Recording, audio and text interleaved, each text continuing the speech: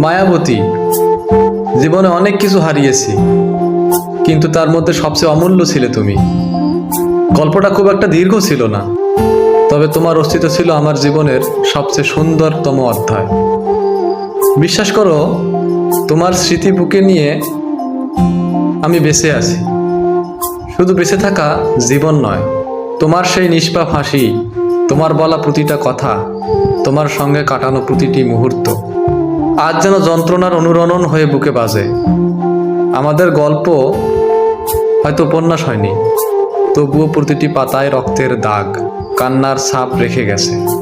মায়াবতী, আপনাকে ভালোবাসতে আমার আপনার সাথে যোগাযোগ রাখার প্রয়োজন নেই।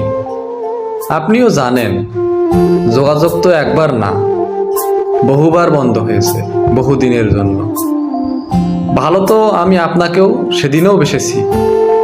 থাক না যোগাযোগ বন্ধ, থাক না কিছু কথা আল্লাহ জানুক, কিছুটা কিবোর্ড জানুক, বাকিটা আমি আর আমার নির্ঘুম রাতের মাঝে সীমাবদ্ধ থাক।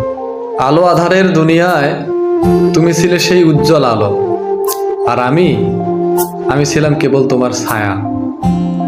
আজ তুমি নেই, তবু আমি প্রতিদিন খুঁজি তোমায়, হাজারো বাস্তবতার ভিড়ে।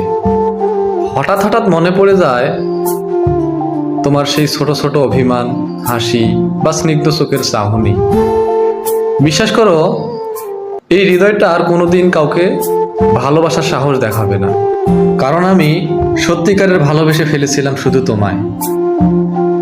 তোমার সেই জায়গাটা আজও ফাঁকা, থাকবে চিরকাল, কারণ কেউ তোমার মতো হতে পারবে না, কেউই নয়।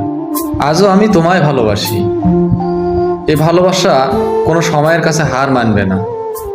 এ ভালোবাসা থাকবে মৃত্যুর আগ পর্যন্ত। মৃত্যুর পরেও তোমার নামে লেখা থাকবে আমার ভালোবাসার দাগ। আল্লাহ হাফেজ।